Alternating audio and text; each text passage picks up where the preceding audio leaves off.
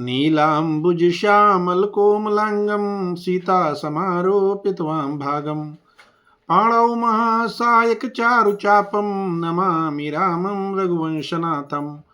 ओम नमो भगवते वासुदेवाय। ओम नमो भगवते वासुदेवाय। ओम नमो भगवते वासुदेवाय। जय सिया राम।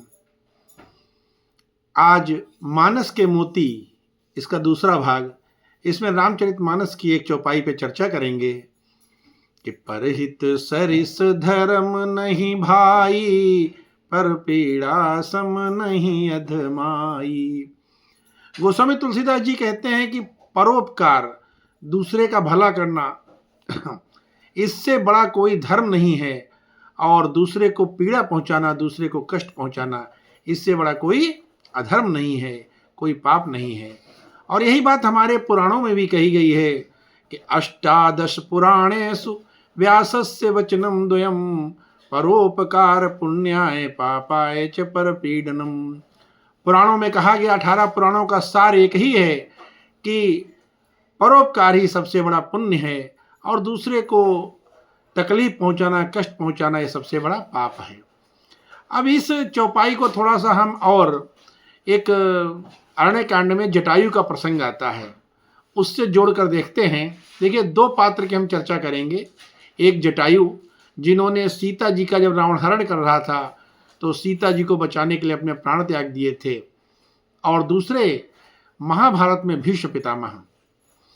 दोनों से तुलना करके आपको बताएंगे क्या हुआ कि जब रामचंद्र जी सीता जी की तलाश करते करते आगे बढ़ रहे थे, तो आगे क्या देखते हैं कि आगे पड़ा गिधपति देखा, सुमिरते राम चरण चितरेखा। आगे देखा कि गीध पड़ा हुआ है। गीध कौन था? जटायु। और वो घायल अवस्था में है, और वो राम जी को जो है स्मरण कर रहा है, हे राम हे राम हे राम पुकार रहा था। तो राम जी गए, राम जी ने उसको उठा के अपनी गोदी में रख लिया जटायु को, और जटायु का सिर सहलाने लगे। जटायु से पूछा कि तुम्हारी ये गति किसने की है? तो उसने कहा कि नाथ दशानन यह गति कीन्ही, सोई खल जनक सुता हरि लीन्ही। हे नाथ, ये हमारी दशा जो है लंका के राजा रावण ने की है, और उसी ने सीता जी का हरण कर लिया है। दर्श लागी तब राख्यों प्राणा, चलन चाहत अब कृपा निधाना। जटायु कहता है कि हम अब तक अपने प्राण इसलिए रोके हुए थे क्योंकि हम आपके दर्शन करना चाहते थे, अब जाना चाह रहे हैं। इसका मतलब जटायु को इच्छा मृत्यु का वरदान था। देखिए, जटायु मरा नहीं, क्योंकि वो कह रहा है कि दर्श लागी तब राख्यों प्राणा, आपके दर्शन के लिए मैंने अपने प्राण बचा के रखे थे, अब मैं चलना चाहता हूं।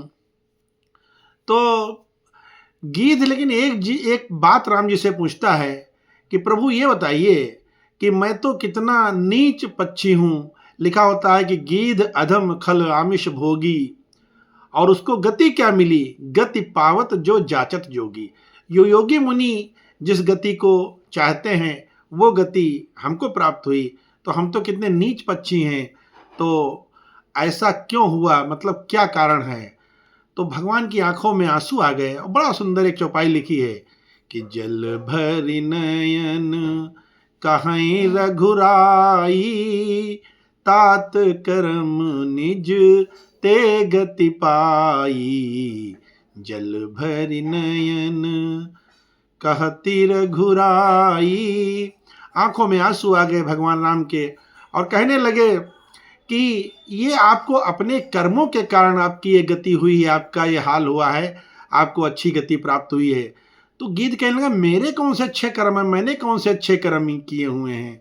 तो भगवान कहते हैं कि परहित बस जिनके मन माही, तिन कहाँ जग दुर्लभ कछु नाहि। परहित बस जिनके मन माही, परहित करना तो दूर की बात है, परहित अगर किसी के मन में भी आए तो उनको संसार में कुछ भी दुर्लभ नहीं होता है, भगवान राम स्वयं कहते हैं। अब इसका मतलब ये नहीं कि आप किसी की मदद करने के बजाय केवल को हमने मन में सोच लिया और हो गया।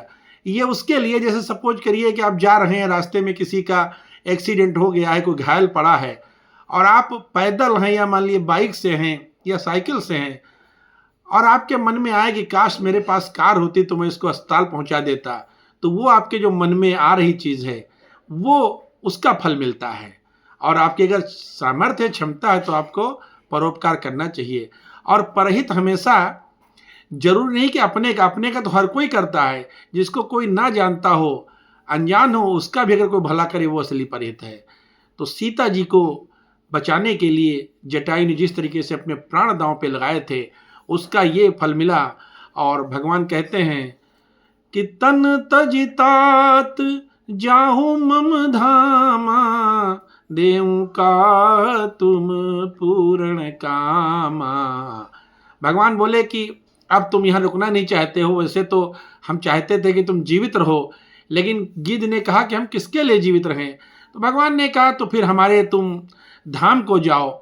और जैसे भगवान ने कहा तो गिद्ध देह तज धरि हरि रूपा, भूषण बहुपट पीत अनूपा। श्याम गात विशाल भुज चारी, स्तुति करत नयन भरी भारी। जैसे भगवान ने कहा तो गिद्ध का जो शरीर एक तो नीचे पड़ा रहा, और तुरंत गिद्ध ने चतुर्भुज विष्णु जी का रूप धारण कर लिया। श्याम गात विशाल भुजचारी, और भगवान की स्तुति करी है, और वो चले गए ऊपर। भगवान ने यहाँ पे गिद्ध से जब भगवान ने कहा था कि हम चाहते हैं कि तुम जीवित रहो, तो गिद्ध ने कहा था कि हम किस लिए जीवित रहें, क्योंकि जिसका नाम मरते समय मुंह में नहीं आता है वो आज हमारे सामने खड़े हैं। ये तो एक बात हो गई। एक और भाव आता है कि गिद्धराज ने कहा कि राम सुनो, हमारे मित्र दशरथ जी, उन्होंने अपने पुत्र के वियोग में प्राण त्याग दिए हैं, तो क्या मैं अपनी सीता बेटी के उसको मैं बचा नहीं पाया, रोक नहीं पाया, तो क्या मैं उसके लिए अपने प्राण त्याग नहीं सकता। और सीता को गिद्ध वो जटायु बेटी मानता था। लिखा है कि सीते पुत्र करेश जनित्रासा, बेटी तुम डरो मत, जब रावण लेके जा रहा था। उसके बाद गिद्ध की प्रभु श्री राम ने बाकायदा अंतिम क्रिया चिता जलाई है, जैसे पिता का क्रियाक्रम किया जाता है गिद्ध का किया।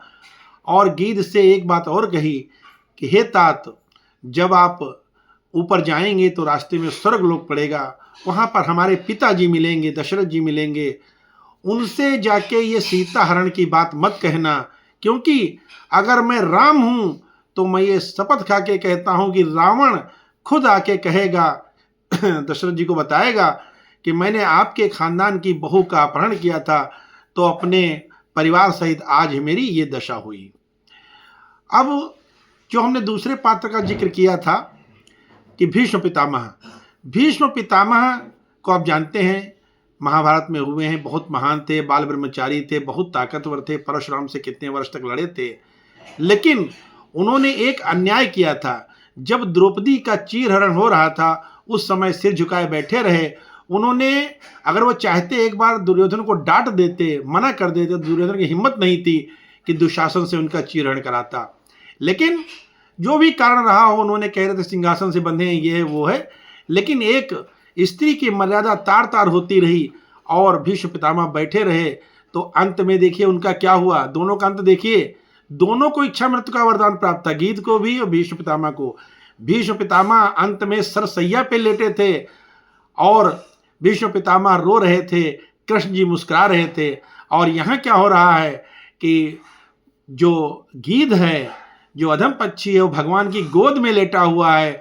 भगवान रो रहे हैं और गिद्ध मुस्कुरा रहा है, क्योंकि गिद्ध ने एक अपने जो एक महिला की, एक स्त्री की इज्जत बचाने के लिए अपने प्राणों को दांव पे लगा दिया।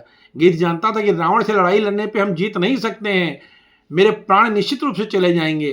फिर भी उसने युद्ध किया रावण से और अपने प्राणों का त्याग कर दिया, किसी दूसरे का भला करने के लिए, दूसरे को बचाने के लिए।